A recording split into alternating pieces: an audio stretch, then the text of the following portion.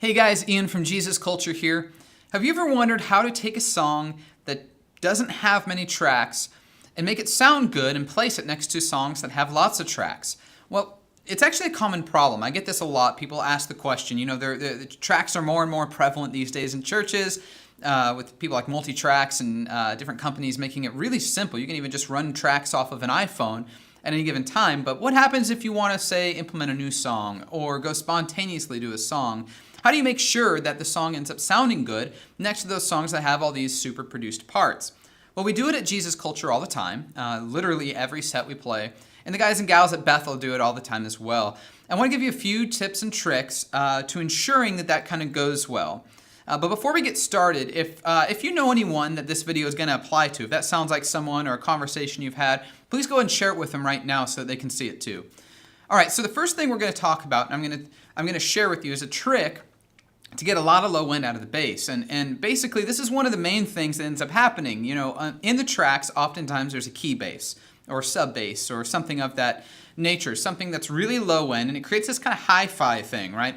Especially happens a lot of the time, like when the big choruses and bridges kick in, there's just this sub frequency that really resonates through these songs and creates a certain type of sound. Well, you can actually recreate that. We solved this problem. We solved this problem on our team by actually, and it works. This method works super well on a digital console. So if you're at a church with a digital console, a decent sound system, and need to get some low end out of the deal, here's what you can do. Split the bass channel, probably the DI, split it into a separate channel. Now, what you're going to do is low pass that bass channel at somewhere around 100, maybe 120, maybe even lower if you want just super subby frequencies. But basically, you're just letting those super low frequencies through. And then the final thing is just take it and comp the heck out of it. Put tons of compression on it, kind of a fast release so it doesn't drag out too much. You don't have like resonating notes. But what you end up with is a channel of sub bass. So you can actually, like the sound, your sound team, your front of house guy, could end up, you go to a song that doesn't have tracks or to a spontaneous moment or whatever it is, and in order to pull dynamic up in the chorus, they can just really quickly shove the sub bass track up, and it sounds like that sub bass came in. So you keep a little bit of that hi-fi sound going. This is actually pretty useful and allows for a dynamic shift that otherwise you wouldn't have, which brings me to point 2, which is you need to have a good relationship with your sound team. Because honestly, this whole video could have just been, what do? You have a good sound team. We have a great front of house guy, Daniel Ellis, who is just a stellar front of house engineer, and he's on board with figuring all this out. He's the madman in the back, making it sound great when there's only like 5 instruments and when there's 50. Like so you need to have a good sound team and more importantly, have a good relationship with your sound team. That's a topic for a different video, but I do want to mention it. And then finally, like as an approach, what you're going to want to do with your team, and this is kind of elementary and basic, but I think some of the problem that's happened is we've gotten so used to playing with tracks that a lot of times churches and church bands that are you're not really career musicians in a sense, right? Like you don't go in and produce records all the time or something. So there's this sense of we've gotten so used to playing with tracks, and we've gotten so used and maybe even raised with tracks. Some of the new musicians only know how to play with tracks, and some of us have relearned that way, that we forget kind of the basics of production. So I'm going to give you a few examples. And honestly, if you rewind back and look at the Your Love Never Fails era of Jesus Culture, you're going to see a lot of this stuff in action really obviously. So what you're going to want to do is have, one of the guitar players is going to be basically on rhythm, and one of them is going to be on lead. And the idea is this: between the drums, bass, and rhythm guitar, you have a lot of dynamic shift available where you can, when you hit like big moments, that rhythm guitar player ends up turning on, hitting the distortion mode or whatever, and kind of doing the wall of sound thing. That might be with rakes, just single notes. That might be with strums. But regardless, I'm not really talking about power chords. We're talking about that kind of cool Brit Rock Vox AC30 kind of sound. But one of them is hitting that, and so you have an option of a wall of sound. In the midst of that, you're also going to have a lead guitar player that's doing melody. In my book, once you start removing elements from the mix, the keys player needs to be sitting at pads, especially on the moments that the guitars aren't playing, right? Like, and the idea is that when the guitars are doing the wall of sound thing, in those moments that, the song comes down, maybe in the bridge, there's a lot of space and a lot of availability for different kinds of texture. And if you relegate the guitar to holding down the fort, it'll end up sounding kind of monotonous. So a lot of the times we'll change the texture up and let keys do something in those down moments. And so basically what you end up having is the rhythm section, the dynamics happening with bass and drums and building and ebbing and flowing.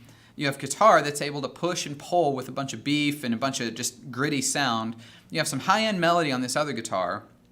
And then potentially you have some interesting rhythm with acoustics or with maybe some interesting kind of ride or crashing on the ride or riding on the crash and stuff like that.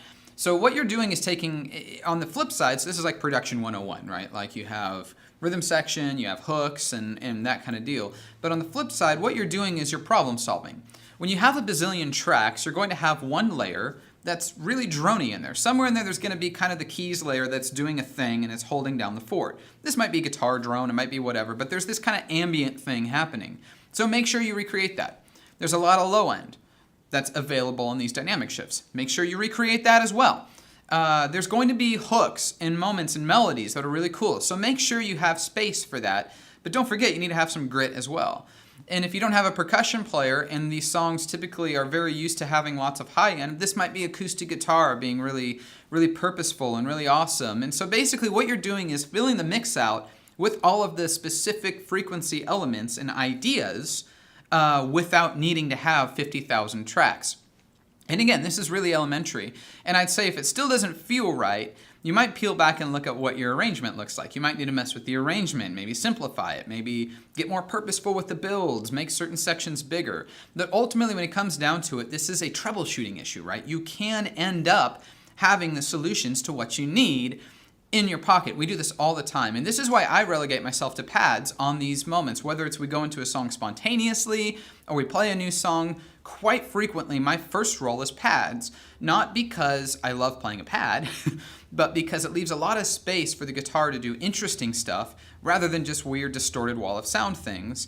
And the more you get, there's this tendency when you get off the tracks to have the same frequency ranges be taken over by these instruments. The bass has low mids, the guitars have low mids, and then the keys are down here in, chords, and it just starts getting strange and weird. So just start kind of separating and getting good sound separated.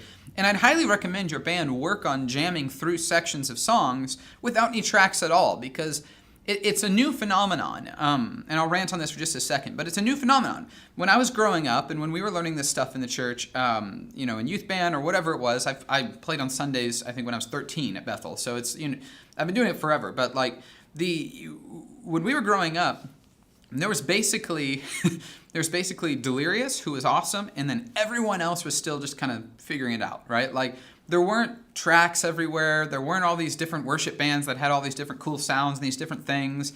There weren't computers on stage. Like all this stuff was super new. It was basically everyone trying to sound as good as Delirious, right? This was like the world. And so there's this new phenomenon of people, instead of getting great at being like a 5-piece band or whatever, people have all these tracks and they're trying to figure out how to integrate with tech. Versus before it was like, we're trying to figure out how to take the tech and integrate it in with the band. Now it's almost like the band's trying to integrate with the tech, which is so different.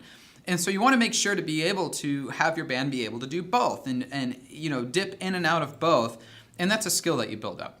All right, if you found this video helpful, click the like button and comment yes. It helps me know if these videos are getting through to people, etc., etc., etc.